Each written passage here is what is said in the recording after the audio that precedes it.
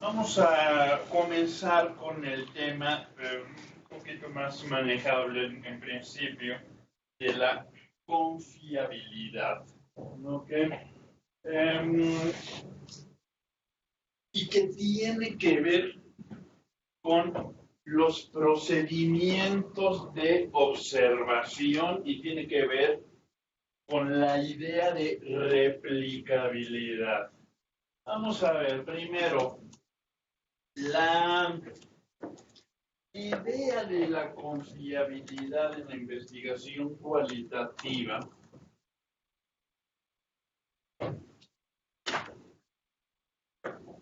insisto, tiene que ver con la idea de la replicabilidad en el sentido que se supone que si se aplicara el mismo instrumento o si se realizara más propiamente, porque ya no estamos propiamente midiendo, ¿no? Si se realizara la misma investigación con los mismos procedimientos sobre el mismo grupo en circunstancias similares, pues se obtendrían los mismos resultados. La investigación cuantitativa, por ejemplo, pues eso tiene que ver con qué tan precisos somos cuando operacionalizamos los conceptos. ¿Qué quiere decir eso? Por ejemplo, cuando yo quiero medir escolaridad, ¿qué mido? ¿Años de escolaridad? ¿No? ¿O nivel de escolaridad? Son años, estoy contando el número de años que desde que se comenzó a estudiar hasta que se interrumpieron los estudios por algún motivo u otro. Pero si es nivel, por decir algo, estoy midiendo otra cosa, ¿verdad? Estoy midiendo si la gente tiene primaria, secundaria, preparatoria, universidad o algo así. Y en ambos casos, pues tendría que indicar si me refiero al nivel concluido, ¿no? O haber llegado a ese nivel, ¿no? Es decir, vean ustedes, ¿qué pasa si no lo indico? Si digo escolaridad y no indico nada, ¿no? Pues cada persona, pues si fuera, por ejemplo, investigación por encuesta, pues cada persona va a ir, va a preguntar la escolaridad y lo va a registrar como se le dé la gana, ¿verdad? Uno pondrá 8 y otro pondrá secundaria concluida y vean. Ese proceso, de hecho, no es replicable, ¿verdad? Porque mando a otro equipo a entrevistar a la misma muestra y pues otra persona aplicará su criterio como se le dé la gana, ¿no? ¿Cómo se encuentra? A ver, esto que suena absurdo, ¿verdad? Dice, no, pues qué clase de encuestador eres que mandas a la gente, así no, mide escolaridad ahí como puedas. Pues ocurre con una pregunta, ¿cuál creen que sea? Sexo. ¿Verdad? Vean qué chistoso. Bueno, sí, no sé si los han encuestado, pero el sexo no se los pregunta. Y lo registra. ¿Verdad? ¿Por qué? ¿Cómo es que pasa eso? Pero vean, o sea, si que cuando los entrevistan por una encuesta, dice su edad, su profesión, no sé qué, sexo. ¿No? ¿Por qué? Qué chistoso, ¿no? Por decoro social, ¿verdad? Es una regla así medio absurda que la mayoría así no se cree. Se han de imaginar que si el encuestador me pregunta sexo, yo debo decir, ¿qué traes o qué? ¿No? Esa es la cosa. Pero es verdad, entonces, ¿qué estamos haciendo? ¿Qué estamos si es una haciendo encuesta ahí? de CONAPRED, no. ¿Cómo? Que si es una encuesta de CONAPRED, no. Bueno, exacto, ¿no? Bueno, ¿eso es de verdad? Sí. Qué bien. Entonces, qué bueno, porque Porque hasta ahora yo solo sabía autoadscribirse. de Chile. ¿Cómo? Porque también te preguntan sexo al que te autoadscribes. Las dos cosas, perfecto, así no está Muy bien, es una práctica correcta desde el punto de vista de cambio de actitudes. Y la sensibilidad de tu instrumento, que es precisamente lo que necesitas registrar. Exactamente, también desde el punto de vista de la medición, ¿no? Qué bueno que me comentas esto, así ya lo incluyo en mis pocos ejemplos de una práctica correcta, ¿verdad? Porque es una regla que lo ponía de decoro social, es abiertamente prejuicio, ¿verdad? De que pues, no se vaya a enojar, no le va a pasar nada, pues que conteste y ya. Entonces, pero entonces, si ven ustedes, en principio, Ricardo Mejía tiene una pregunta. Ajá. Nos dice, las tipologías de personas que se presentan en resultados de estudios cualitativos, ¿serían ejemplos de indicadores cualitativos por presentar diferentes propiedades? Muy bien. Es decir, diferencias de comportamientos agrupados en tipologías.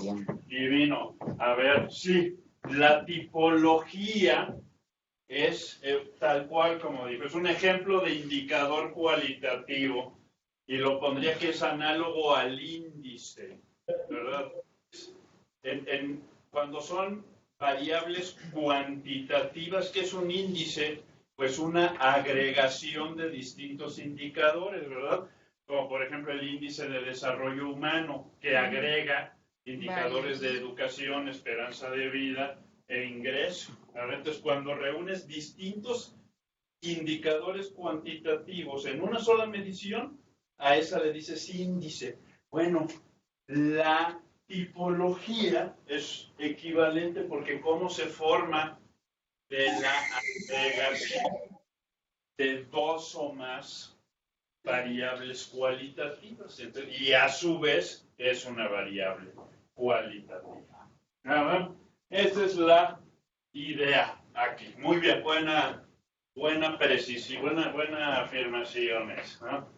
Entonces, la idea es, si hiciéramos lo mismo para educación que lo que la mayoría de las encuestadoras hacen para sexo, pues no tendríamos una medición replicable. ¿Por qué? Vean, la medición queda al juicio subjetivo de cada quien, ¿no? Entonces, ¿cómo se evita eso en investigación cuantitativa? Pues con una operacionalización explícita, ¿verdad? ¿Qué significa eso? Una indicación de qué observaciones observaciones que son las cosas que uno ve, ¿verdad? Ya sea porque las ve o porque las preguntas. ¿Cómo vas a vincular ciertas observaciones en un objeto para decir este objeto tiene o no tal atributo y en qué medida? ¿Vale? Entonces, ahora, cuando hablamos no de indicadores o de mediciones o incluso de variables, incluyendo las cualitativas, sino de este concepto que es más amplio, que es la observación cualitativa, no aplica tan así, ¿verdad? Entonces les decía, vean, cuando en la investigación cuantitativa una buena operacionalización es una receta de cocina. De hecho, que hay que pensarla así, ¿verdad? De hecho, siempre hay un poquito para fastidiar, porque está en las clases de metodología, que es lo que yo doy, siempre ya se vuelve mantra, ¿verdad? Que te dicen, no, la metodología no hay que verla como una receta de cocina y ya uno se lo aprende. Y ya lo repite, y como es mantra, ¿verdad? Ya uno hasta puede decir, no es receta de cocina, no es receta de cocina, y ya llegas al nirvana después de repetir infinitamente, ¿verdad? Entonces, no, a ver, por supuesto, yo entiendo que la expresión va dirigida a no tomar las cosas como dogmáticamente, ¿verdad? Siempre pensar estas decisiones de orden metodológico referidas a objetivos específicos en la investigación y a imprevistos que uno se encuentra, etcétera, etcétera, ¿verdad?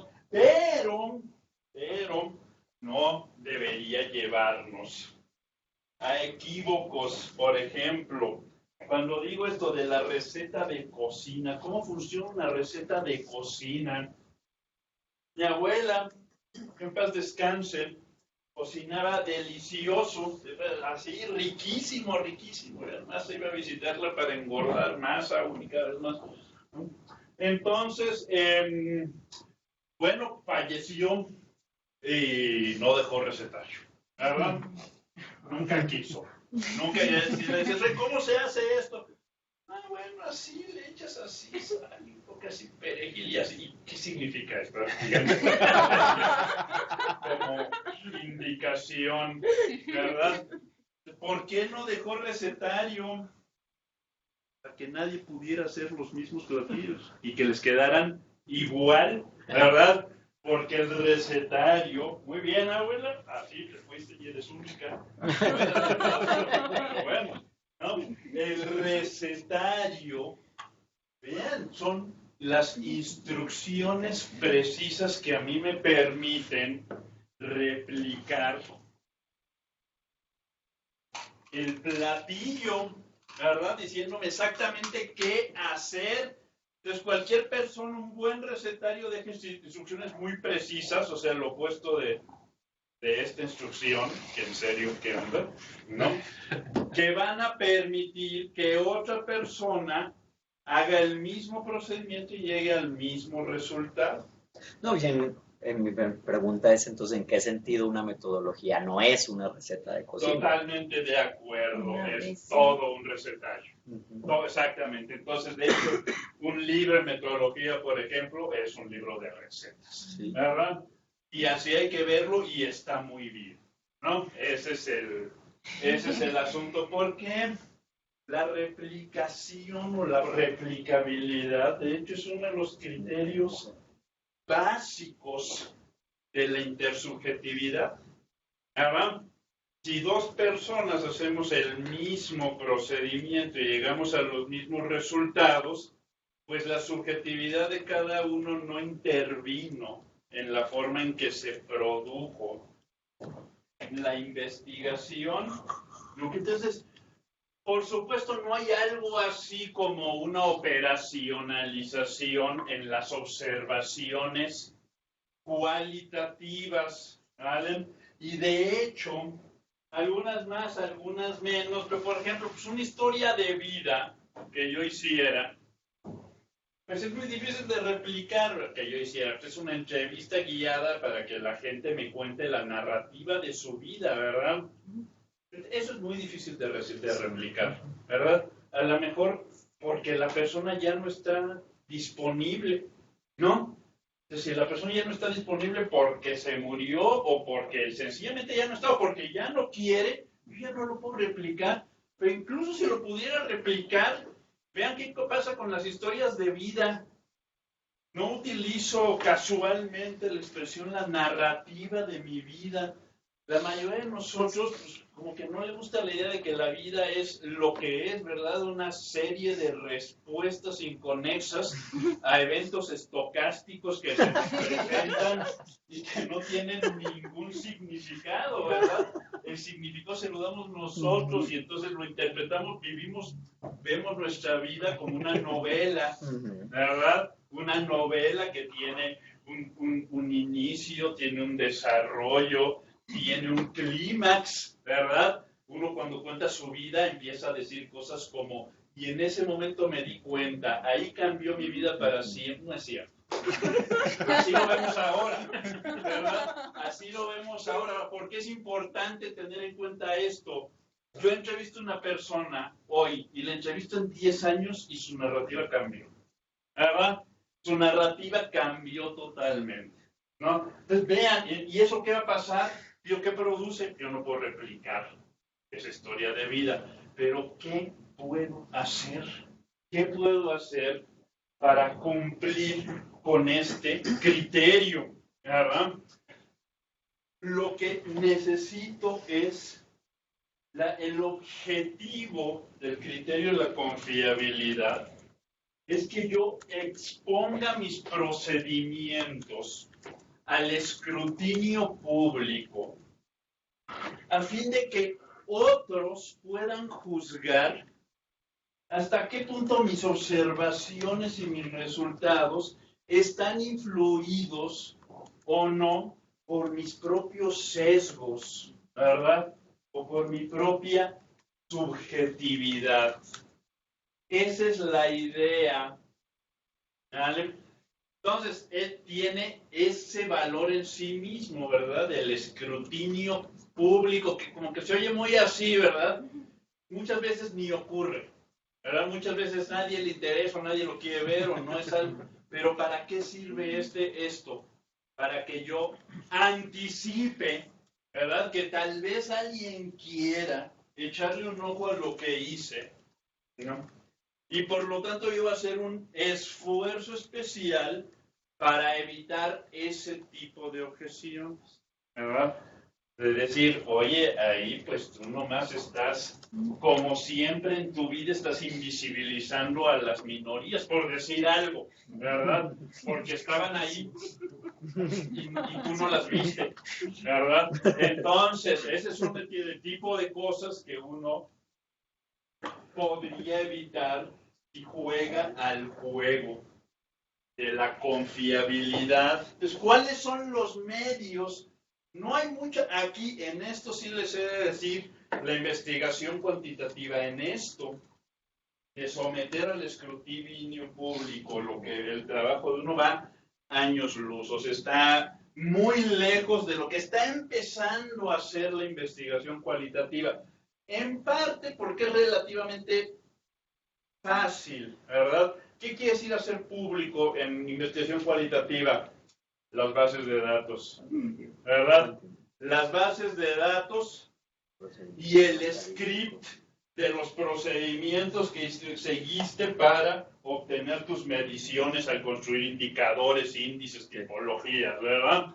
Esa es una, y ahí yo puedo juzgar, oye maestro, ¿cómo no lidiaste con tus datos perdidos, por ejemplo? ¿Verdad?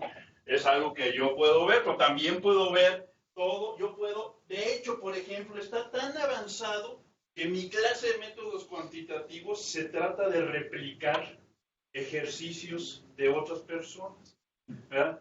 ¿Por qué? Porque ya dejan su base de datos, dejan el script, y entonces esto que nos permite aprender haciendo, ¿verdad? Vamos a ver qué hizo este cuate, cómo es este modelo, qué problemas se enfrentó, cómo llegó a estos resultados, todo está para verlo, y si no está, se puede reconstruir, ¿verdad? Entonces, si esto en investigación cualitativa aún no, pero lo que debería ser público y ser compartido entre la comunidad, o por ejemplo, si uno encarga una investigación y es gobierno, y es una investigación cualitativa y es del gobierno, cualquier cliente, ¿verdad? Pedirle no solo sus resultados, ¿verdad? Tendría que dar sus notas de campo, las transcripciones de las entrevistas, los memos, ¿verdad? Los memos son, esto se utiliza mucho en antropología, a la par que yo tomo mis observaciones, escribo mis impresiones inmediatas sobre lo que observo, ¿verdad? Que pueden ser conclusiones tentativas, pueden ser hipótesis a explorar, ¿verdad? Etcétera, etcétera. Entonces tendría que entregar los memos y el diario de trabajo de campo. Eso también lo hacen mucho los antropólogos, ¿verdad? Que no solo toman registro de lo que hacen, sino que hacen un diario que expone, vean ustedes, un poquito el proceso subjetivo de la investigación, de cómo vive la persona lo que está haciendo. Hoy hice esto y tuve muchas dificultades, y otra vez me encontré una entrevista. No, me quiero suicidar. Hubiera sido economista. ¿No? Ese tipo de cosas, ¿verdad? Entonces, vean, ¿qué nos permite?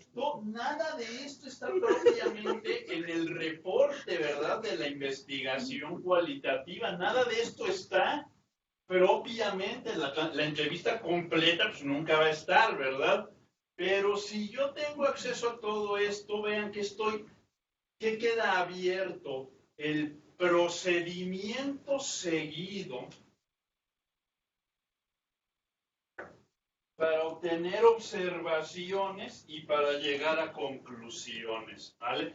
Entonces, tal vez yo no puedo replicar lo que hizo el investigador o la investigadora, pero puedo reconstruir lo que hizo, ¿verdad? Entonces, la fiabilidad en la investigación cualitativa tiene que ver con dar todos los elementos a la comunidad para que puedan reconstruir mis procedimientos, ¿vale?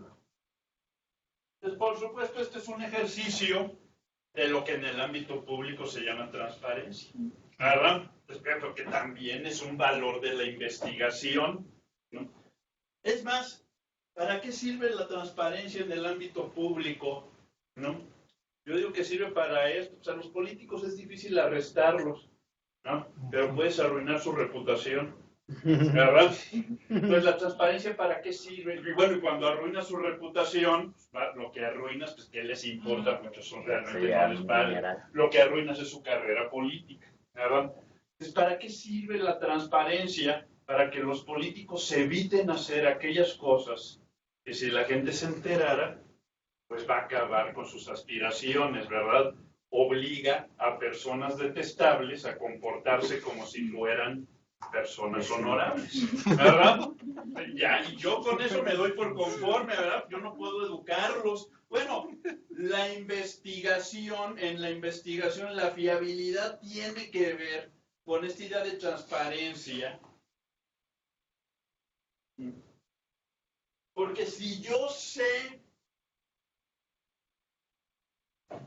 que la gente puede ser las personas que me contrataron, mis colegas, la comunidad interesada, va a tener acceso a mis procedimientos y va a reconstruir mis procedimientos, lo que yo voy a poner especial precaución para que en esa reconstrucción no haya nada, no se encuentre con nada objetable. En particular en la fiabilidad, lo objetable o lo que es relevante en términos de objeciones potenciales son mis sesgos, ¿vale?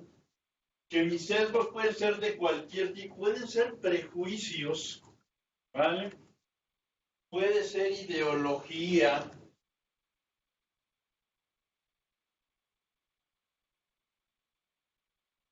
pueden ser mis ganas de ver lo que quiero ver o de confirmar un punto de vista.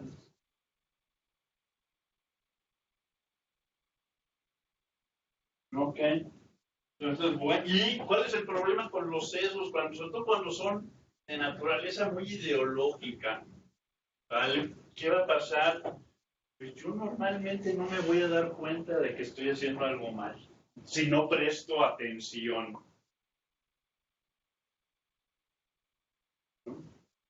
Bueno, pues si esto se va a hacer público, pues tal vez va a prestar más atención, ¿no? Esa es la idea de la fiabilidad en la investigación cualitativa. Ahora vamos a la de la validez. Este es más espinosita, o bueno, tiene más aristas, ¿vale? Y entonces, cuando hablamos de validez, es en la investigación cualitativa no vamos a decir necesariamente descartar hipótesis alternativas, porque hipótesis nos trae a la mente la idea de que se está evaluando causa y efecto, ¿verdad? Las hipótesis actualmente son principalmente de naturaleza causal.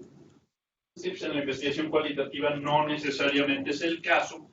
Entonces no vamos a hablar de descartar hipótesis alternativas, pero sí interpretaciones alternativas, ¿vale? O explicaciones alternativas. Cuando yo presento resultados de la investigación, pues lo que siempre me tengo que preguntar es, ¿existe una explicación distinta para dar cuenta de lo que observo? Y distinta es, pues, distinta a la que yo postulo, ¿verdad?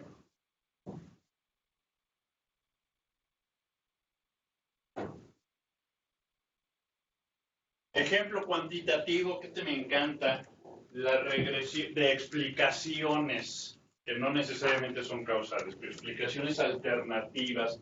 Esta la cuenta Kahneman, es muy simpática. Y es un ejemplo de cómo un fenómeno como la regresión a la media nos puede inducir a proporcionar explicaciones erradas, ¿no?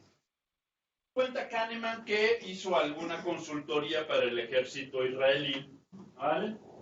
Y una de ellas, y en eso se encontró, sabía mucho esta idea de los premios y los castigos en la reflexión de los oficiales, ¿verdad?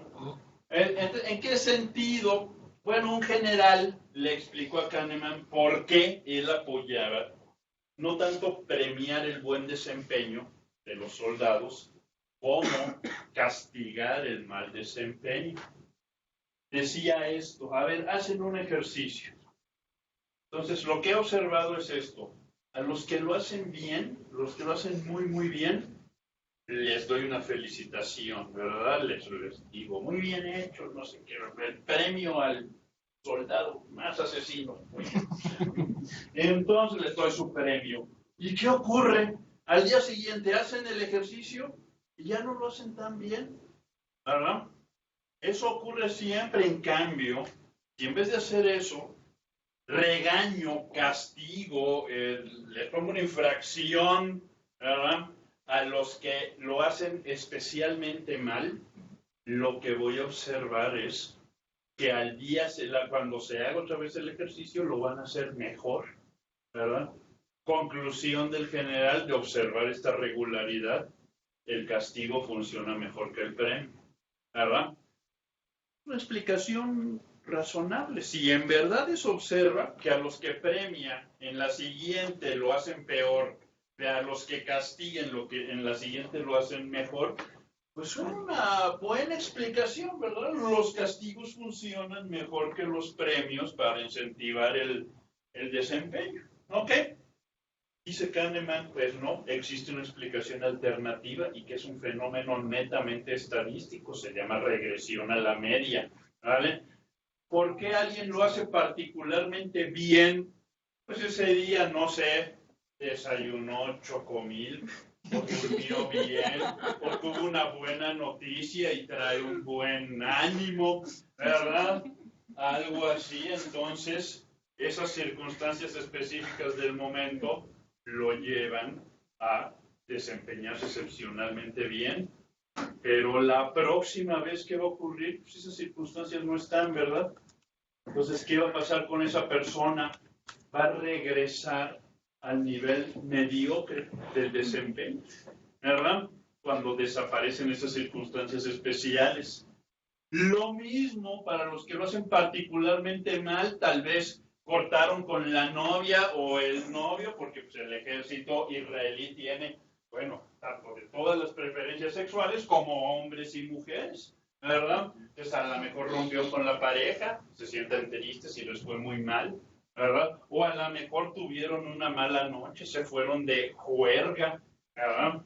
No sé, pero entonces, en el siguiente ejercicio que va a ocurrir, otra vez, esas circunstancias desaparecen y sin necesidad de regaño, ese es el punto, van a tener un desempeño que es el apropiado para la media. Pero bueno, el apropiado, el general del grupo, ¿verdad? ¿Representado por qué? Por la media, ¿no? Entonces, y a ese fenómeno se le llama precisamente regresión a la media. Digo, me parece que la explicación, pero pues realmente no es la forma, o sea, si lo que quieres es probar el estímulo, no es la forma de probarlo así, haces un experimento. Por supuesto, y controlas, ¿verdad? y ves eso, entonces bueno, el procedimiento estadístico para llegar a esa conclusión no era el adecuado. Para nada era el adecuado, ¿verdad? De hecho, pues es... A ver, vamos a ver, entonces, ¿cómo se convierte esto en un tema de validez? Yo quiero ver cómo funcionan los incentivos en el desempeño, ¿vale? Entonces pienso en un primer diseño. A los que lo hacen bien les doy un premio, a los que lo hacen mal los regaño, ¿verdad? Entonces ese es un mal diseño. Mis resultados, ¿por qué tienen una amenaza de validez? Porque existe, para ese diseño, existe una explicación alternativa, ¿verdad? Que es la regresión a la media. Entonces, ¿qué necesito? Un diseño que sea menos, es adecuado y es correcto decirlo así, pero de esta perspectiva, como decimos, menos susceptible de objeciones, ¿verdad? Que nomás detectar regularidades. El experimento sería lo divino, ¿verdad? Grupo de tratamiento, con grupo de control no les das nada. Al tratamiento 1, a los que les va bien, les das su palmadita en el hombro, ¿verdad? A los que les va... Y el otro grupo de tratamiento, serían 2 tratamientos, a los que les va mal, les das una palmadita en el hombro, sino estate bien acomodado, ¿no? O algo así. Entonces, vean, ¿qué tienes ahí? Estas circunstancias que hacen que te vaya especialmente bien o especialmente mal en el ejercicio se van a distribuir por igual, si la selección es aleatoria, entre los 3 grupos, ¿no? Entonces, ese diseño no es susceptible de la objeción de que existe una explicación alternativa para dar cuenta del resultado, ¿no? Que es, en este caso, no hay regresión a la media o afecta por igual a tus 3 grupos, ¿no? Entonces, muy bien, y ese es el asunto. Antes de ir y hacer la investigación, lo apropiado es anticipar las objeciones, ¿verdad? Anticipar las objeciones e incorporarlas en tu diseño de investigación, ¿no?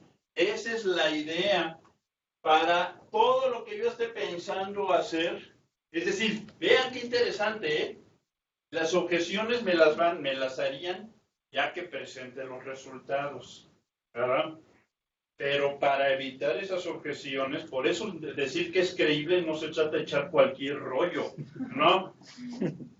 Para que mis resultados sean válidos, yo tengo que anticipar antes del diseño cuáles podrían ser las objeciones que me harían al resultado que yo llegue, que además no sé cuál va a ser, ¿verdad? Eso sería lo deseable para maximizar la validez de mi investigación cualitativa. Bueno, y también esto vale igualito para la cuantitativa. Por ejemplo, ni la regresión a la media y el diseño experimental, pues no es realmente cualitativo, ¿verdad? Esto para decir, esto vale para ambos, ¿no? Entonces, hay en particular 2 desafíos a la validez que se hacen, o tipos de objeciones muy frecuentes en la investigación cualitativa o a la validez de las observaciones y resultados en la investigación cualitativa. Primera, el llamado efecto Hawthorne, que se ha popularizado también por otro lado, que es el principio de incertidumbre. Pero bueno, ¿qué significa esto? Pues en la investigación social son humanos observando humanos, ¿verdad? Principio de incertidumbre, no me gusta esa analogía porque los átomos no son humanos, o sea, no tienen conciencia realmente de que están siendo observados. Pero ¿cómo es la analogía entre el efecto Hawthorne, el efecto de la observación, o sea, ya en ciencias puras, pues, o física, pues? Bueno, exacto. El efecto Hawthorne en particular tiene ese nombre porque fue, no sé si detectado por primera vez, pero sí, al menos teorizado y aislado. Se debe a la fábrica en la que se notó que cuando se estaba observando si una innovación en el proceso de producción incrementaba la productividad, ¿verdad? Y parecía que sí, pero ¿qué estaba ocurriendo? Que los trabajadores estaban siendo conscientes de que los estaban viendo, se le echaban ganas, ¿verdad? Se hacían más, o sea, trabajaban más. El investigador ahí pues era básicamente un capataz, ¿verdad? O lo veían como un capataz, como los estaban observando, pues le echaban más ganas. Entonces, ¿ahí qué pasa? Vean ustedes, ¿qué pasa con la validez de ese resultado? Tú no puedes saber si el incremento en la productividad se debe a la innovación que se estaba evaluando o al mero hecho de que se estaba evaluando, ¿verdad? Esa es la idea. Entonces, vean ustedes, es el efecto de la observación sobre los observados. Ese es el asunto, ¿no? Y tiene mucho, les voy a poner un ejemplo que también en investigación cuantitativa surge mucho. Vean, haces investigar. Hay dos formas de medir participación electoral. Una, pues en los registros de participación electoral, ¿verdad? Pues el conteo que hace el INE de cuánta gente votó, la comparas con el padrón, con el registro, la lista nominal, y ya, ahí tienes tu participación electoral. Otro es preguntándole a la gente, ¿verdad? Y en encuestas siempre sale sobreestimada la participación electoral, siempre, o sea, además altísima, así 80%, ¿no? La gente, pero vean qué fuerte es esto. Llega un desconocido a tu casa, ¿verdad? Un desconocido. No solo es desconocido, nunca más lo vas a ver. Nunca en tu, o sea, lo más probable, ¿verdad? O sea, no conozco, o sea, nunca pasó así, no, ahí 20 años después me reencontré con mi encuestador y no pasa, ¿verdad? No ocurre jamás en la vida. Entonces, pero bueno, a esa persona te pregunta si votaste y tú no votaste, pues ese desconocido que no vas a volver a ver, te da vergüenza decirle que no votaste. ¿Te da vergüenza decirle que no votaste? Entonces vas y le mientes. Pues sí ven ustedes, esa es la idea. El efecto Hawthorne se da principalmente cuando se investiga comportamientos que tienen un valor de deseabilidad social, ¿no? Ese es el asunto. Por eso pues es muy difícil investigar participación electoral, ¿verdad? Clientelismo, consumo de drogas.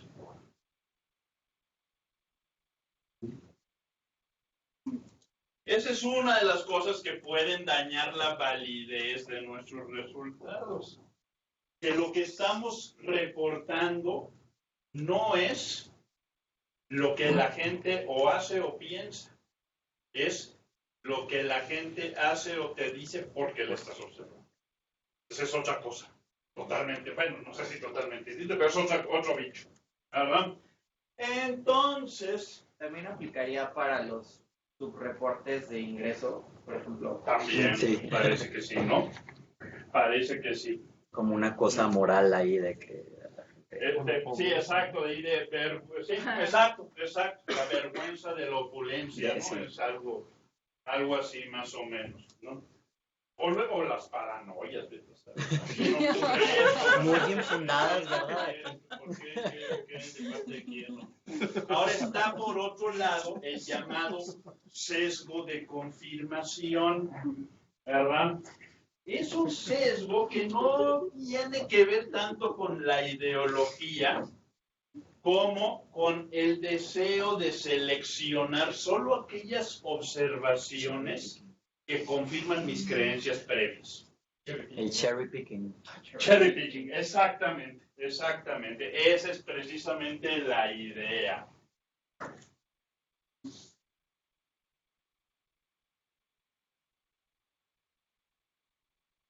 Pero, por ejemplo, si lo que mi creencia es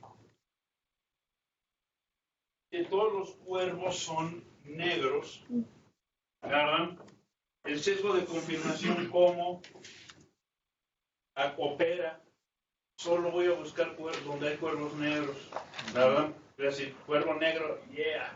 A ver, ¿cómo se mostraría falsa esa afirmación? Todos los cuervos son negros. Con la aparición de un solo cuervo blanco. Con un cuervo blanco, por ejemplo, ¿verdad? Exactamente, pues eso es lo que tengo que buscar para evitar el sesgo de confirmación. Sería la forma adecuada, ¿verdad? Y reportar, pues como el yucateco, Lo busco y no lo No lo busco.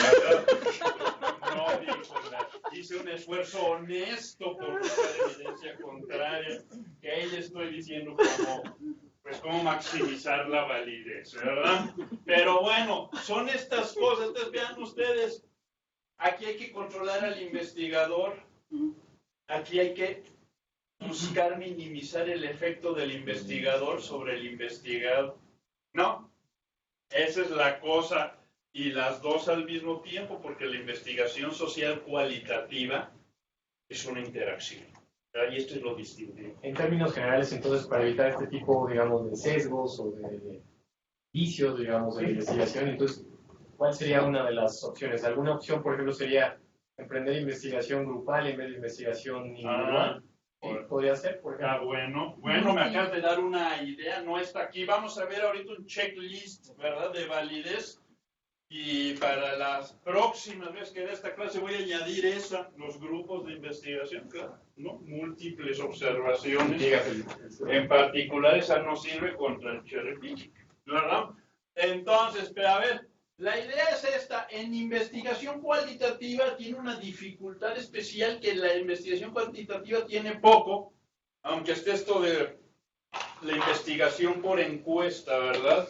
Que sin embargo, desde el punto de vista de la interacción social en la investigación cuantitativa realmente no es tan directa, ¿verdad? Yo tengo mi base de datos y cada observación, cada fila en mi base de datos es un sujeto, pero para mí ya no es un ser humano, ¿verdad? Cada sujeto no es un ser humano, es un vector en un espacio de K dimensiones, ¿no? Entonces no hay interacción en el momento del análisis de los datos, ¿verdad? En cambio, sí que hay mucha interacción entre quien investiga y quien es investigado en la investigación cualitativa, ¿verdad? Y entonces esto es lo que genera, pues, precauciones adicionales que hay que tomar, ¿vale? Entonces, vamos a ver, primero, vamos a ver una cosa. La idea es esta: cuando tenemos un efecto Hawthorne, en la medida en que las técnicas de recolección de información son obstructivas, que se le llama, ¿verdad?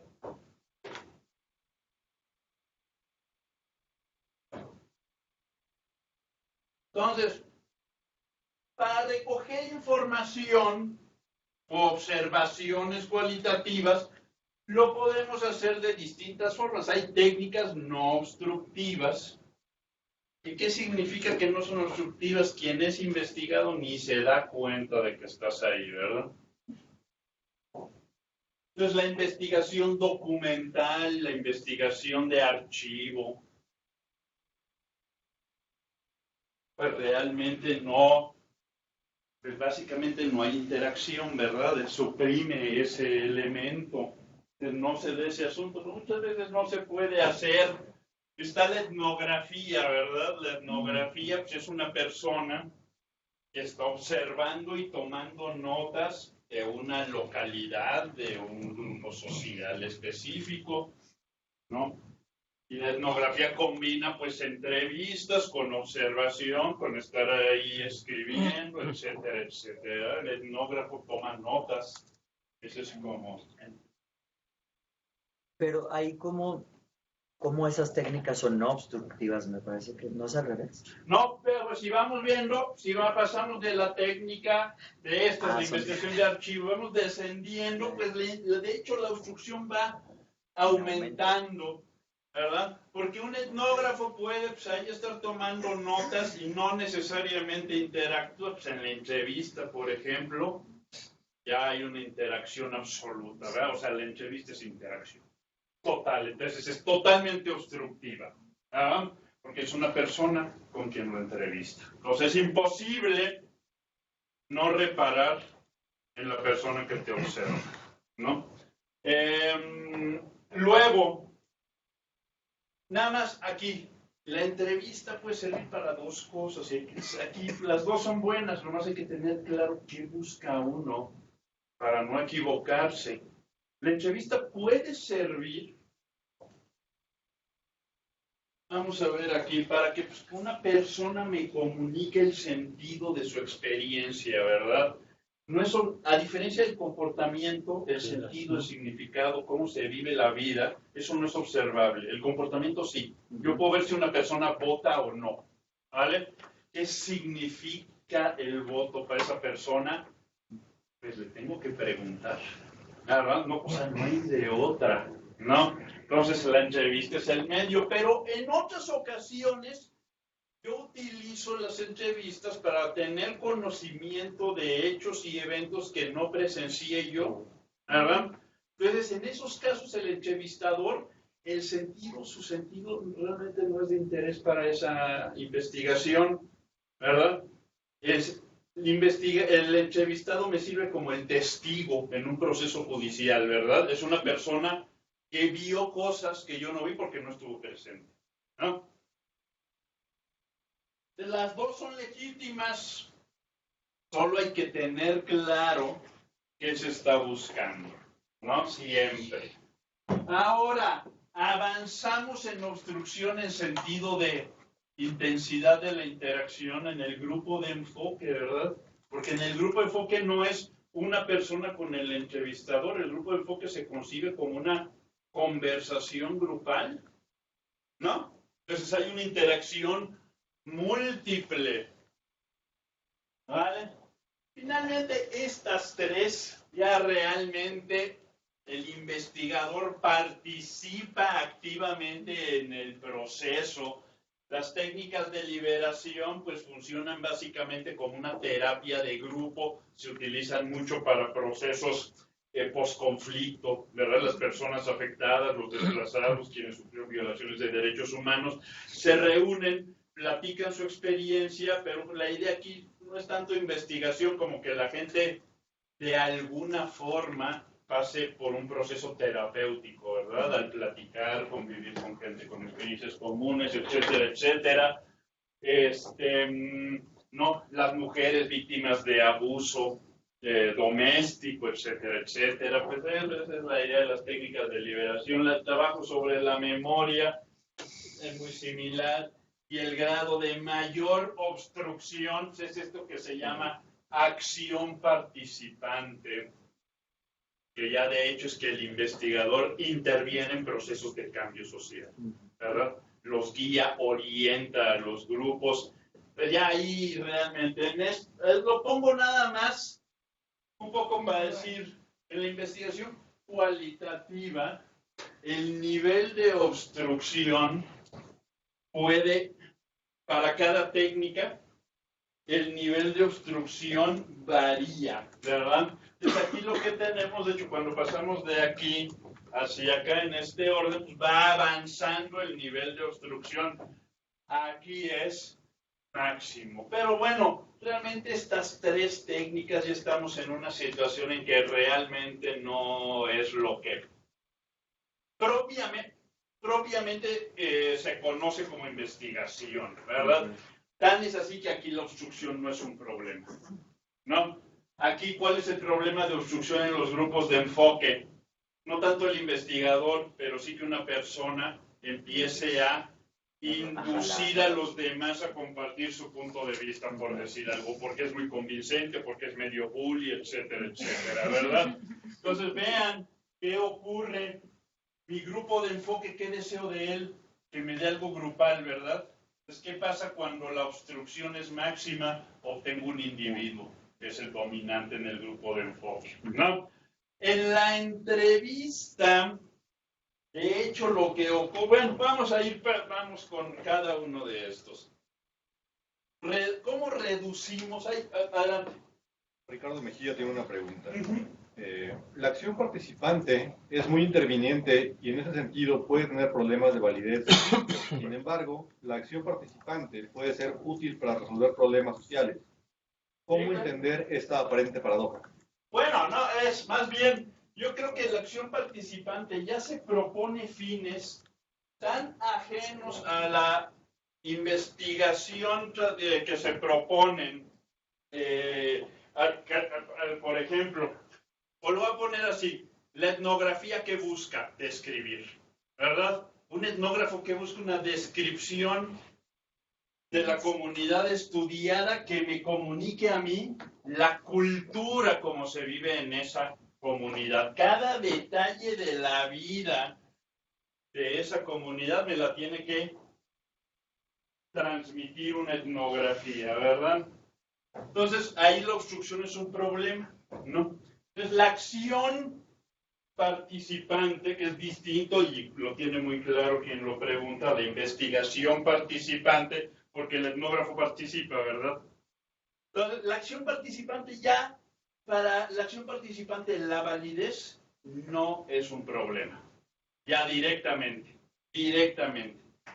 porque busca cambiar la realidad sobre la que interviene, ¿no? Entonces aquí yo realmente, y de hecho el objetivo de ponerla nada más es ejemplificar que la obstrucción es a tal grado que ya ni siquiera es pertinente cuestionarla porque de eso se trata, ¿verdad? O sea, se trata de obstruir en el sentido de modificar la realidad. Entonces no es realmente, o propiamente es, más que una paradoja, es el hecho de que el objetivo que se persigue ahí es de hecho obstruir, ¿no? Entonces ni siquiera, no le puedes decir tu procedimiento es obstructivo porque te va a decir, pues sí es lo que, de lo que se trata esto. Esa es la idea. Entonces, vamos a ver, en la investigación para los casos distintos a este, en lo que queremos es describir una realidad natural y no queremos que la investigación sea parte del reporte de esa realidad natural, ¿verdad? Porque las comunidades, la gente, las organizaciones, pues normalmente no viven investigadas, ¿no? Entonces, cuando hay mucha obstrucción, pues están reportando una cosa artificial, ¿no? Entonces, el asunto es este. Primera forma de evitarlo es evitar la interacción, ¿vale? Por ejemplo, hay un estudio divino de hábitos de consumo, ¿vale? Ahora, entonces, los hábitos de consumo de lo que sea, ¿verdad? De alimentos, de música, ¿no? De objetos para pasar el tiempo libre, y tienen un componente deseable, ¿verdad? Si a mí me preguntan de mis hábitos de consumo, pues yo no voy a decir, bueno, estuve precisamente ayer en la noche viendo un capítulo repetido del Chavo del Ocho, tragando chetos, ¿verdad? No voy a decir así, se me caían la panza y ahí me los comí, porque son mis hábitos de consumo. Si lo hice, pues no lo voy a decir, la verdad, o posiblemente no lo diga, tal vez diga, no, anoche, claro, sí, estaba escuchando a Haydn mientras comía caviar, porque eso es lo que yo hago en las noches, es lo que usualmente hago, pues las cosas que consumo, ¿verdad? Entonces, ese es el problema. Entonces, ¿qué hizo este estudio? Analizar basura, ¿verdad? Me encanta. ¿Por qué? Es importante, porque ¿qué es la basura? Las cosas que uno consume a tal grado que ya no las necesita, ¿verdad? O lo que queda sin consumir. Si yo observo basura, tal vez no de cada individuo, pero en una cuadra, me voy a hacer una idea muy precisa de qué está consumiendo la gente, ¿verdad? Y la gente analizada ni se entera, ¿no? Es divino esto. Es un estudio. Entonces vean la creatividad. Y una vez más, esto es, no es que fueron y ya recibieron todas estas respuestas de que todo el mundo es cultísimo y come súper sano, ¿verdad? No, no, para nada. Anticiparon ese problema y dijeron, no, pues entonces mejor evitemos la interacción y analicemos basura. Y bueno, en Estados Unidos, legalmente, la basura deja de ser propiedad privada. Cuando yo tiro algo a la basura, legalmente es de dominio público, ya no es mío, ¿verdad? Entonces, esto es importante desde un punto de vista, bueno, ya sabe, ético, exactamente, y legal en los países en que se respeta la ley, eso es como relevante, ¿verdad? Entonces, es un estudio muy creativo, si ven ustedes, ahí no hay efecto Hawthorne, ¿no? Yo no estoy así como lavando la basura porque ¿qué dirán? ¿Verdad? O sea, no hay nada más despreocupado en este mundo que tirar basura, ¿no? A lo mucho la separaré, ¿verdad? Pero y hasta ahí, ¿no? Entonces, ese es un objeto. Ahora, la etnografía, ¿verdad? La etnografía, ya hay obstrucción, ¿no? Ahora, esto varía, ¿no? Hay un estudio del ecuatoriano, Carlos de la Torre, que está basado en etnografía tomada en mítines de campaña de Bucaram, para la campaña presidencial de Bucaram en Ecuador. Entonces, claro, si yo voy y empiezo a tomar nota en un mítin de campaña, sí hay, la obstrucción es mínima, ¿verdad? ¿Quién me pela? No, o sea, nadie. A lo mejor alguien me verá en el círculo inmediato que estoy tomando alguna nota, pero si modifica su comportamiento va a ser mínimo, ¿no? Entonces, en ese contexto, la etnografía no es realmente un problema. Digo, la etnografía. La obstrucción, pero digamos que, no sé, el director del CIDE decide hacer etnografía de cómo se dan las clases en el CIDE. Y ahorita entra y dice, oigan, bueno, estoy haciendo esto, pero ustedes miren, como si no estuviera, sigan nada más. Oiga, si ven ustedes, ahí sí que habría obstrucción, ¿no? El director, incluso a mí, que yo realmente ni lo conozco y somos básicamente ajenos a eso, como que impones una figura de autoridad, qué sé yo, es alguna moda. Entonces, ¿qué se reportaría esa etnografía? No cómo soy yo dando clases, no cómo es esta clase, sino cómo es esta clase cuando es observada por el director, ¿verdad? Los antropólogos, ¿verdad? Piensen ustedes, hay un antropólogo alemán, no es un rubio de 2 metros, ¿no? Hay una melena hasta acá y llega al pueblo chico a tomar etnografía. Díganme si no resalta, ¿verdad? Entonces el pueblo lo va a ver y va a decir, ¿qué le pasa a este? ¿No? Y va a estar ahí. No sé qué onda. Entonces vean que es un buen antropólogo para anticipando esto. Prepara trabajo, ¿verdad? Exacto. Muchos llegan a la comunidad y van llegando, primero se van presentando, van esporádicamente, localizan a alguien para que les haga la introducción con el pueblo. Se pueden pasar, hay cuates que se pasan hasta 1 año viviendo en Pueblo Chico, para antes de empezar la investigación, ¿para qué? Para que cuando le empiecen sea lo más parecido a uno más de la población, ¿verdad? Todos los trabajos que se toman los buenos antropólogos para evitar la obstrucción, ¿verdad? Para allá en adelante, pues ya, es decir, sigue siendo un güero de 2 metros con el pelo hasta acá, ¿verdad? Sigue siendo, pero ya es familiar. Ya es el güerito. Bueno, ya es el güerito, exactamente. Se convierte en el güerito de 2 metros, ¿no? Exacto.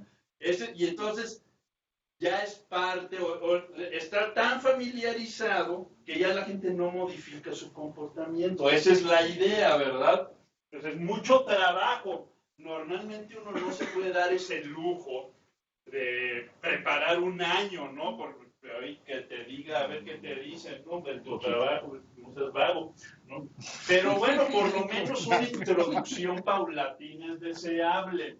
Otra, ahora, la entrevista, como les decía, ahí la obstrucción es máxima porque es una plática, ¿verdad? Primera precaución, nunca confundir una entrevista con una conversación, ¿verdad? La conversación es así, ¿no? De ida y vuelta. Estamos conversando, tú me dices, yo te digo, a veces hasta te interrumpo o me interrumpes o te pego un grito o digo un chiste, qué sé yo, ¿no?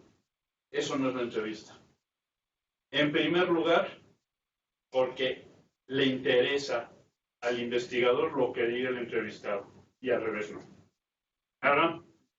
Lo que yo tenga que decirle al entrevistado no es de interés para la investigación, ¿no? Una entrevista que yo escuché para un proyecto, estaba de esta persona, el entrevistador no dejaba de interrumpirlo. Era un juez de la República Dominicana electoral, está contando sus instituciones, ¿verdad? Electorales. Y el entrevistador, no, porque te voy a decir, en México, no, cállate. que cállate.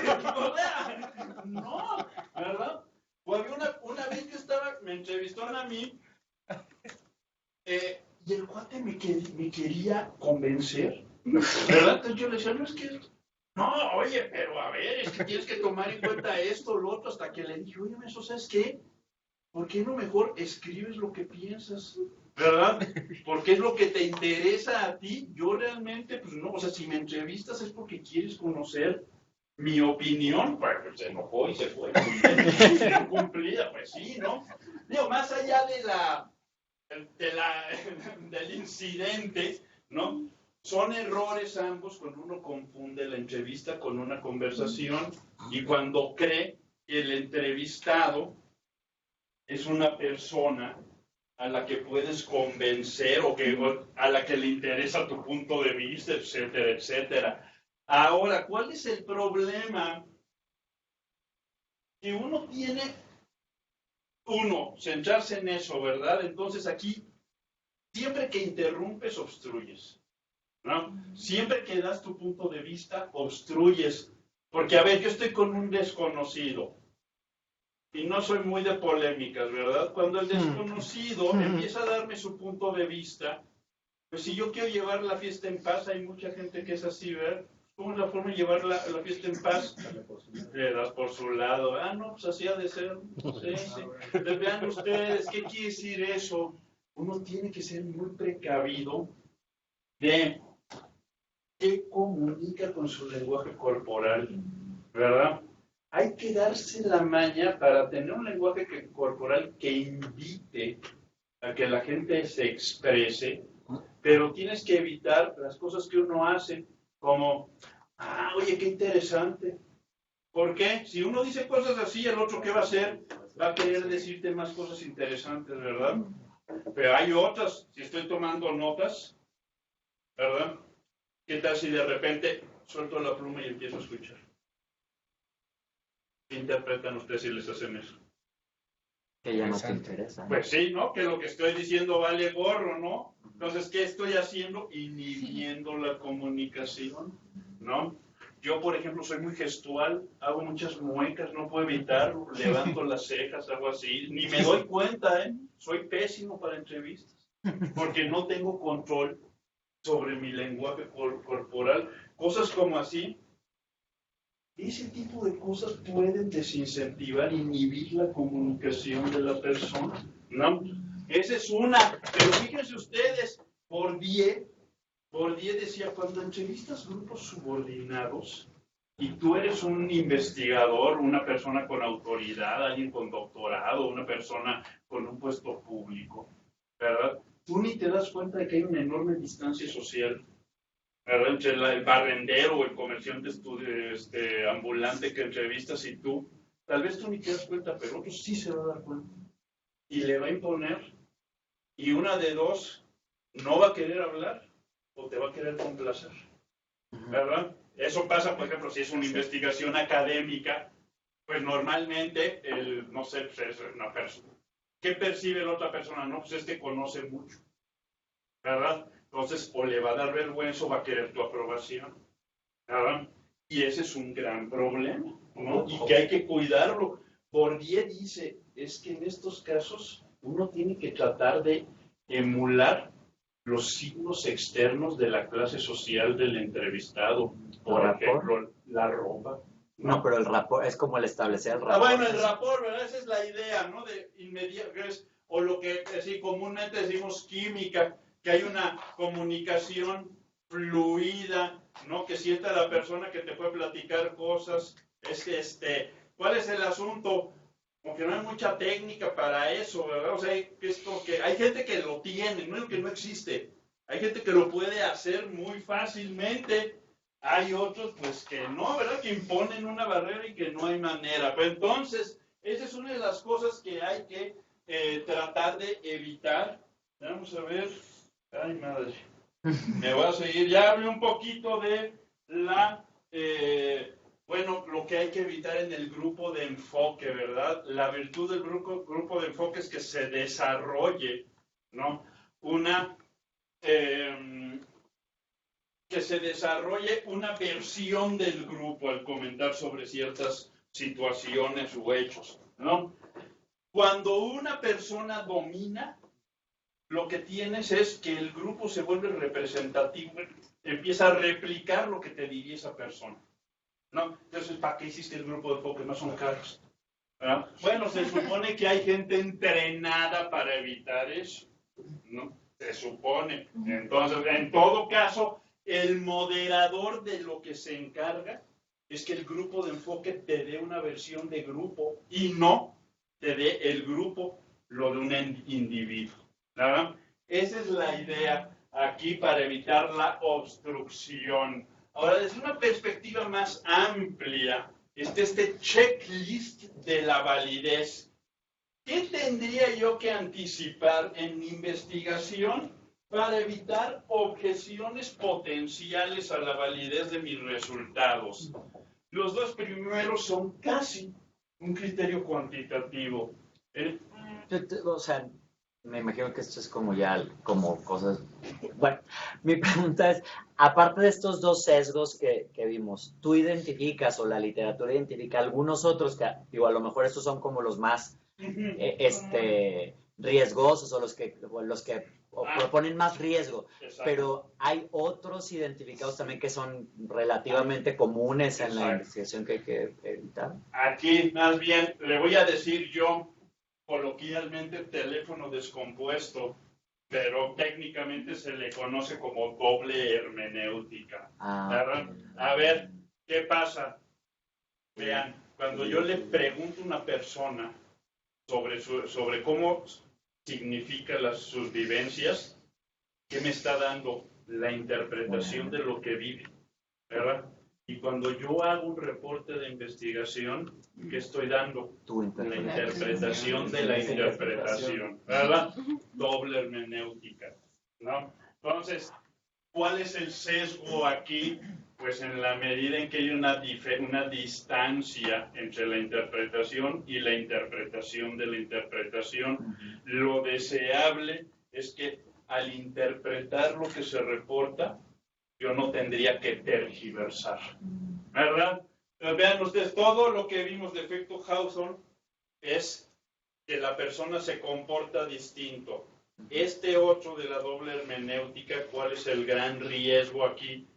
Que si el reporte es fidedigno y la observación es la observación en la naturaleza, yo no lo interpreto bien.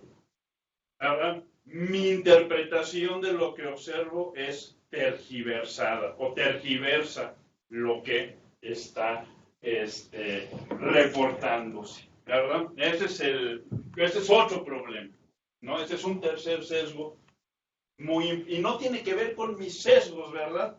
Es casi de empatía, ¿no? O puede ser también de poca experiencia, etcétera, etcétera. ¿Habrá algún documento, perdón, nada más como para cerrar, ¿habrá algún documento que tú puedas recomendar así como súper específico sobre sesgos en investigación cualitativa? Sí, por supuesto. Bueno, les va a dejar las presentaciones, la presentación, y al final viene una relación de la literatura básica, mínima, indispensable sobre estas cosas. Gracias.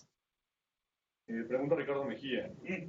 Haciendo una analogía del investigador con el psicólogo, este último tiene que lograr la empatía con el paciente, pero a la vez tomar distancia para ver con objetividad el problema. Pero, ¿es realmente posible esto tanto en la investigación como en la terapia? ¿Puede un involucramiento profundo ayudar al paciente, así como a un investigador, a conocer mejor un fenómeno social? ¿Cuál es su punto de vista? Ok, aquí vamos a verlo de esta forma. Lo que se sugiere en la investigación cualitativa es este tipo de sesgo, no negarlo, sino abrazarlo, ¿verdad? Es decir, ¿qué quiere decir?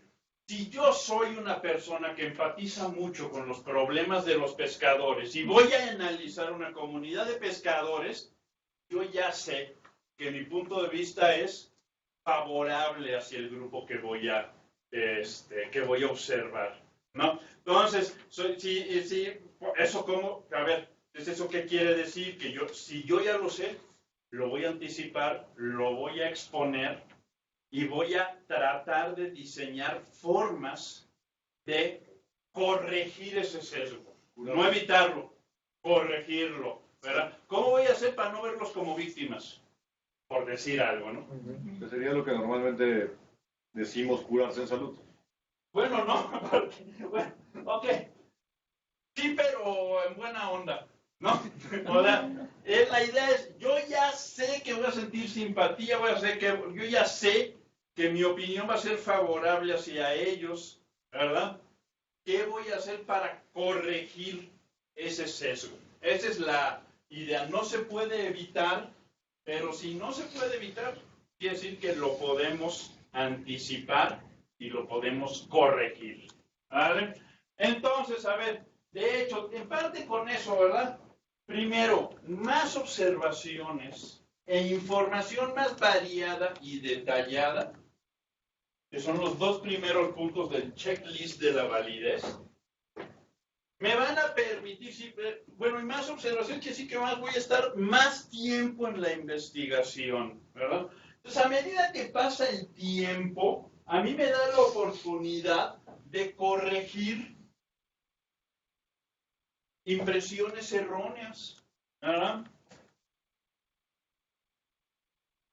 Que pude haber tenido en la inmediatez y que si mi investigación es de un corto periodo, pues con esa impresión errónea me voy a quedar,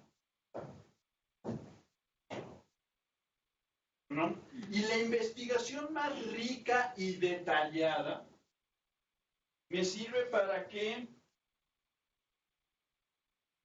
es decir, por ejemplo, yo podría estar en un momento, ¿qué quiere decir más rica y detallada? Perdón.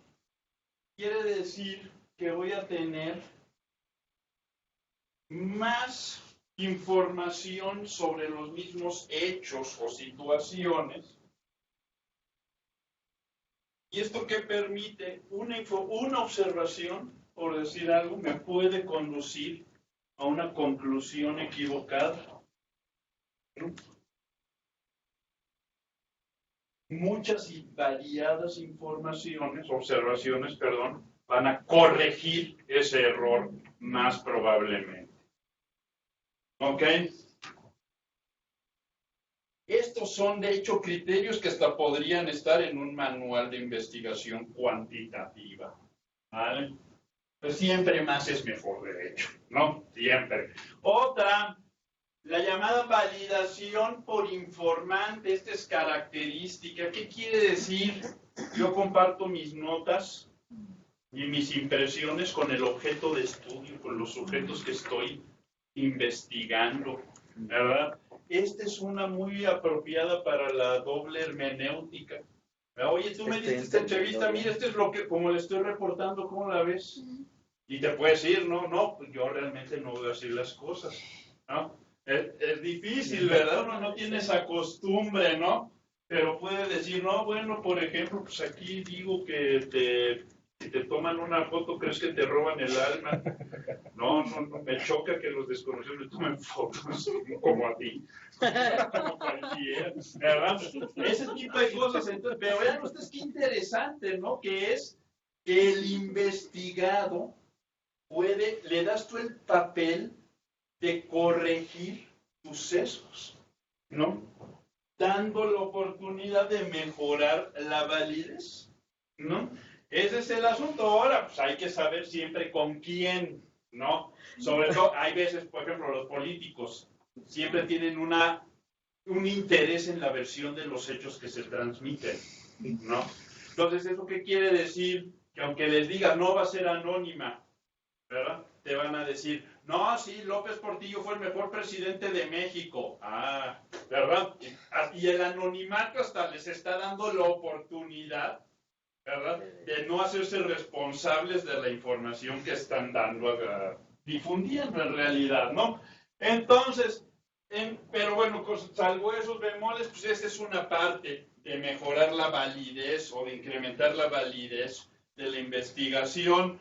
Otra, la intervención, la quería poner yo de mi propia iniciativa, un pseudo-experimento, ¿verdad? Pero suena como si lo estuviera demeritando. Entonces, ¿qué es la intervención? Digamos que yo estoy estudiando sobre procesos educativos, ¿verdad? Y sus resultados de los procesos educativos. Y yo podría sugerirle al profesor, oye, a ver, ¿qué te parece si en adelante, en vez de escribir las fórmulas en pizarrón, las muestras en diapositivas? ¿No? Porque tengo la hipótesis o prenoción o la idea de que eso reduce el aprendizaje, que estar escribiendo ayuda a que la gente procese, ¿verdad? Entonces le puedo hacer al profesor la sugerencia y si él la sigue, ¿qué va a hacer? Bueno, yo tendría que observar qué pasa después de que el profesor me hizo caso, ¿verdad? Y entonces eso es parte de mi evidencia. Pero eso es sumamente obstructivo, ¿no? Estás induciendo demasiado. Totalmente obstructivo, pero ojo, entonces sí, totalmente obstructivo, ¿no? Totalmente. Entonces, ¿cómo se justifica esta obstrucción en particular? Porque, ¿en qué sentido se justifica? En que podría probar mi impresión falsa. ¿Ah? Es decir, ¿qué tal si me hace caso y resulta que no, que el desempeño de los chicos es el mismo con diapositivas que escribiendo en el pizarrón, ¿no? Entonces se mostraría que mi argumento o mi hallazgo o mi resultado es falso, ¿no? Entonces, ¿qué quiere decir la intervención? En este caso es una obstrucción y así hay que verla. Entonces, ¿qué quiere decir? Justificarla muy bien. ¿En qué sentido la intervención es para buscar darle una oportunidad a la realidad de que pruebe que mi argumento es falso? ¿Ah? Esa sería la idea, pero sin duda es una obstrucción absoluta. ¿Ah? Entonces, digamos, y en este sentido, esta no es obstructiva, pero uno podría decir, esto es como una forma una modalidad de esta parte del checklist, buscar evidencia contraria, ¿verdad? ¿Qué quiere decir? Por supuesto, si yo encuentro evidencia contraria, pues mi argumento está mal, ¿verdad? Está mal.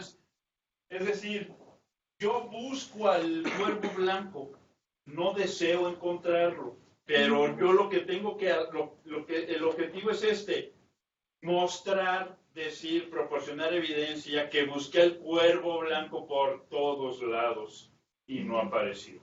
Es eso que le da mucha credibilidad a mis resultados. No hubo cherry picking, ¿verdad? No estoy mostrando nomás los cuervos negros. Hice un esfuerzo deliberado y concienzudo por encontrar evidencia contraria a mi argumento, ¿vale? Y eso le da mayor credibilidad a mis resultados, ¿no? Entonces, la famosa triangulación, ya me voy a acelerar para terminar. La triangulación, ¿para qué sirve? La triangulación sirve para, a ver, por ejemplo, grupo de enfoque tiene este problema, ¿verdad? Podría ser, por ejemplo, que yo detecte gente que es tímida. Podría ser, ¿verdad? En un grupo de enfoque. No es que haya nadie dominante, esta gente es tímida. Y veo que se suman a la opinión mayoritaria, ¿no? Pero podría ser que no es su opinión. Nomás sumarse a la opinión mayoritaria es una forma de llevar la fiesta en paz. Entonces, ¿qué significa triangular aquí? Si el grupo de enfoque tiene esa debilidad, voy a buscar contrastar los resultados del grupo de enfoque con entrevistas, ¿verdad? Y si estas personas que no las conozco, a lo mejor no hay, pero si estas personas tímidas en corto reiteran y confirman su opinión, pues ya tengo mayor certeza de que di con algo certero o con algo cierto, ¿verdad? Esa es la idea de la triangulación, no confundir con triangulación metodológica, ¿verdad? De métodos cuantitativos y cualitativos. Esos son métodos mixtos, ¿no? La triangulación busca que cada procedimiento refuerce el resultado, cada uno cubriendo con sus fortalezas distintivas las debilidades del otro, ¿no? Esa es la idea de la triangulación. Usar números, esta es una recomendación que surge de que, sobre todo, evitar purismos, ¿verdad? Si yo siento que mis distintas piezas de evidencia son en su mayoría consistentes con un resultado determinado, pues es apropiado decir, no, pues, de 11 entrevistados, 7 dijeron esto, ¿va? Si son poquitos, no hay que utilizar porcentajes porque en grupos pequeños son engañosos, ¿no? Entonces, mejor decir 7 de 11 o 4 de 5, ¿verdad? O sea, 4 de 5 es 80%. ¿Sí ven? Como que suena inapropiado y lo es, ¿no? Pero en todo caso, estas frecuencias de entrevistas en un cierto sentido y en otro son apropiadas. Ahora, la comparación también es buena. ¿Qué significa comparar? ¿Qué oportunidad nos da comparar, detectar semejanzas y diferencias? ¿Verdad? O siempre uno debe comparar en ese sentido. Comparar no es describir sujetos uno tras otro, ¿verdad? Comparar significa buscar en qué son similares y en qué son diferentes. ¿Y eso qué me da? Uno, una posibilidad de caracterizar al grupo. Dos, una posibilidad de detectar las desviaciones con respecto a lo típico, ¿verdad? Esa es una forma de comparar. La otra también, en la investigación cualitativa, otro fin de la investigación o de la comparación es buscar observaciones homogéneas para la comparación y así reforzar la credibilidad del argumento. Ejemplo que me encanta, Amartya Sen y Dressel. ¿Cuál es su argumento? En las democracias no hay hambrunas. ¿Se dan cuenta que una forma de proporcionar evidencia sobre esa afirmación es busqué hambrunas en democracias y no encontré? O no las busqué si se fuera yucateco.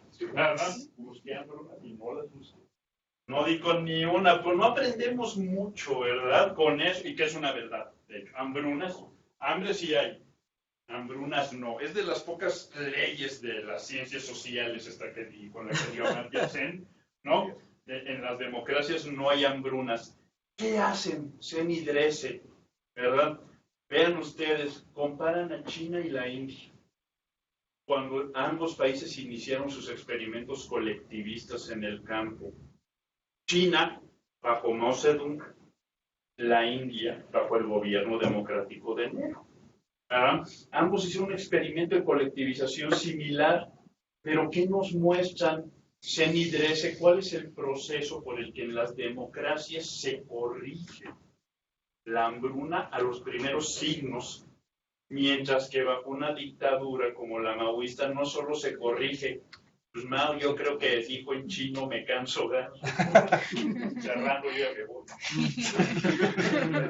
¿No? Es decir, Mao dijo, no hay quien no esté de acuerdo, a ver que me lo diga, ¿verdad? Entonces, porque es una comparación válida. La China y la India son países muy similares en las características que facilitan o dificultan llevarle alimento a la gente que tiene hambre, ¿verdad? Economía totalmente dedicada al sector primario en este momento, poco industrializados, países grandototes, ¿verdad? Una, súper pobre. Súper desigual. Bueno, exacto, una enorme pobreza, ¿verdad? Y enorme poblados. desigualdad, etcétera, etcétera. Entonces, son países de los que se puede decir otros factores que podrían explicar las diferencias se mantienen constantes, ¿verdad? Entonces eso le da mucha credibilidad, no tanto a la afirmación, que o sea, eso pues es con el simple hecho que bajo condiciones democráticas nunca ha habido una hambruna, como al proceso narrado, ¿vale? Por último, en términos de validez y en todos los términos, con esto ya nos vamos. En las entrevistas es sobre todo relevante esto. ¿Estoy haciendo la pregunta apropiada? En particular, o esto referido a qué busco de mi entrevista. Que mi entrevistado sea un testigo o que me comunique el sentido, ¿verdad? El sentido que le da su experiencia. Si busco que me comunique hechos, que sea un testigo de hechos a los que yo no accedí, en el momento en que permito que el cuate empiece a interpretar los hechos, Bourdieu literalmente dice, se arruinó la entrevista. Ya no sirve para nada. El de las interpretaciones soy yo, no el entrevistado. Me vale gorro como viven las cosas. Me vale gorro porque para él, claro, ¿qué es esa interpretación para Bourdieu?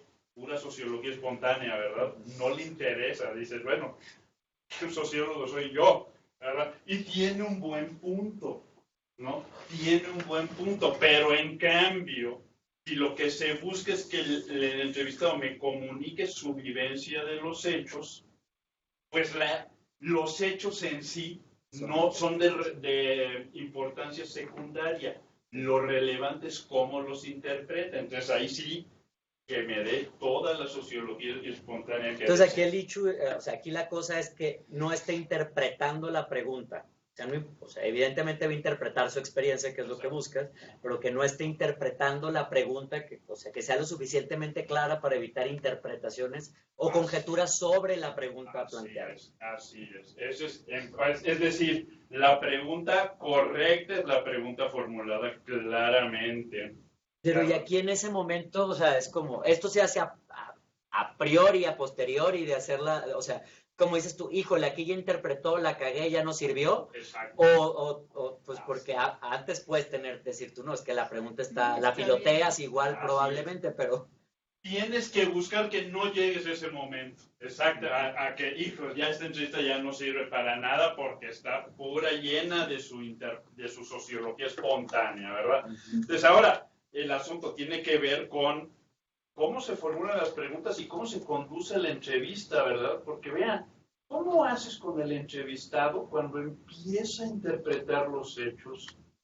Tú tienes que llevarlo, siempre es interpretación, ¿verdad? Pero quieres que sea un testimonio lo más fidedigno posible. Entonces, tú como entrevistador, en cuanto empieza por ahí, lo tienes que llevar hacia donde quieres, pero sin interrumpirlo, ¿verdad? De manera que no se inhiba, que no sienta que te le estás imponiendo. Entonces es pregunta y oficio, ¿verdad? Entonces, ese es pero bueno, hay que anticiparlo, ¿no? Porque, por ejemplo, mucha gente, sobre todo en la academia, le deja las entrevistas o el llenado de base de datos, en ambos casos, terrible error, a sus asistentes de investigación, ¿verdad? Sin supervisar. Pésima idea, ¿verdad? Porque, a ver, sin pensar más, pueden ser muy brillantes, ¿verdad? Pues están en formación, entonces no pueden anticipar estas cosas, ¿no? Entonces, este tipo de rumbos que pueden indeseados que puede adquirir una entrevista, o no puedes saber cuándo es deseado o cuándo no, ¿verdad? Entonces, bueno, ahí el oficio, junto con la pregunta, cuenta. Por último, ahora sí por último, generalización, ¿verdad? Este es un problema de que nuestras muestras no son representativas. ¿Hasta qué punto mis hallazgos en una cárcel de población presidiaria de hombres, puedo decir que también aplican a una cárcel de mujeres? ¿Verdad? Y es un problema, porque mi muestra no es representativa, ¿no? Entonces, ¿cómo se consigue la generalización? De la misma forma que en los experimentos nunca son con muestras representativas, o normalmente no lo son. Entonces, ¿qué se hace para generalizar en el diseño experimental?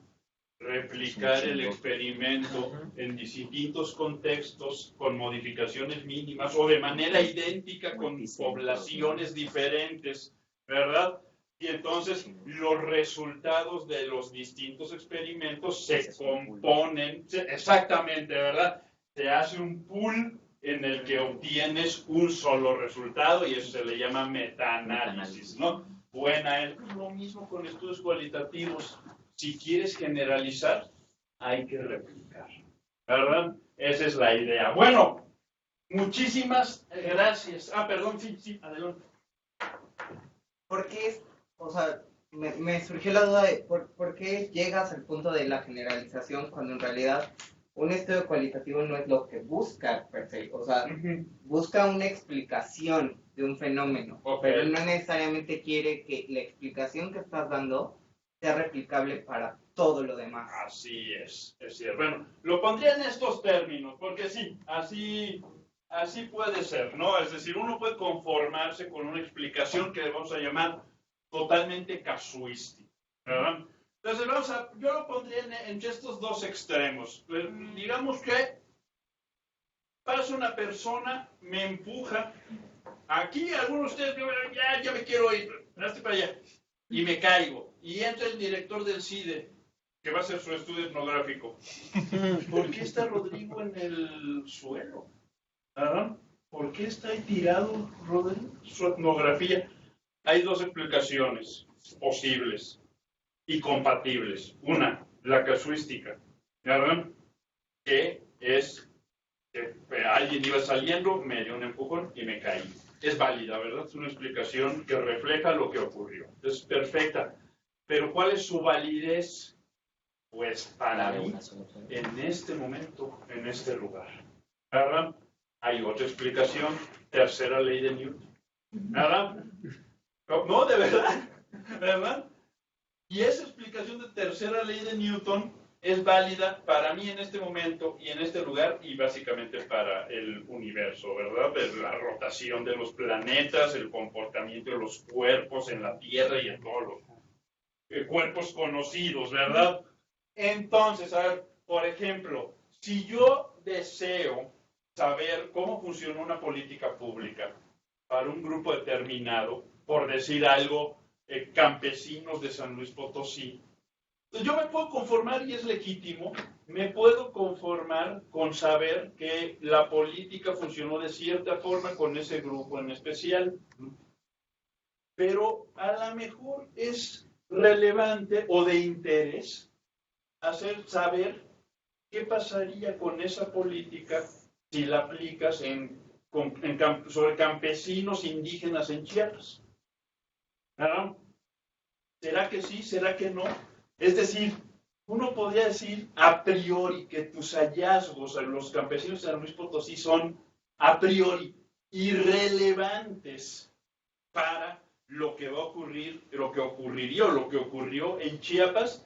A lo mejor no, ¿verdad? A lo mejor tus resultados tienen algo que decir sobre eso y entonces conviene al menos buscar, ¿no? Pero en todo caso, efectivamente, esta cuestión sobre la generalización y el consejo de replicabilidad es si se considera deseable o pertinente, ¿verdad?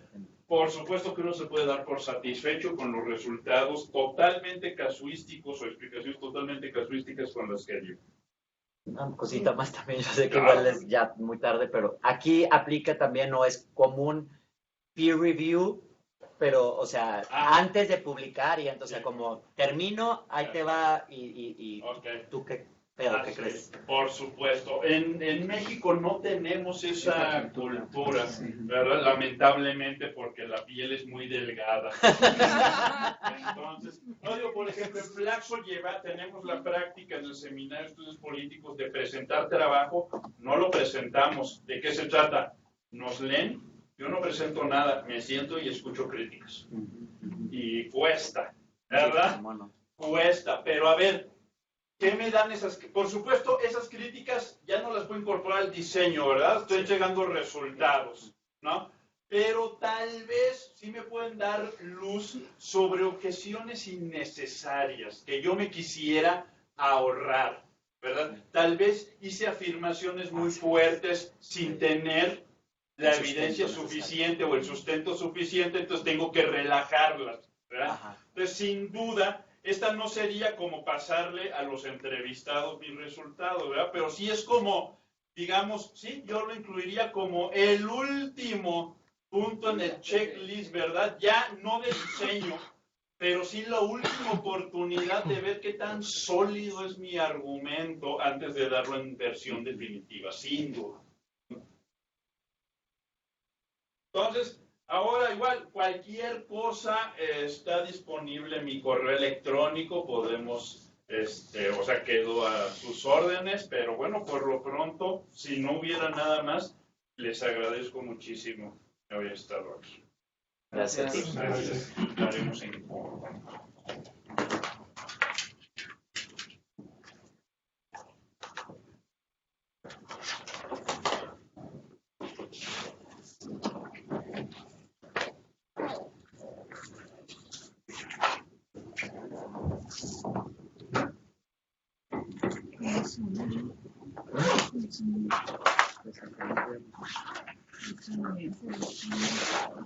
¿Está aquí?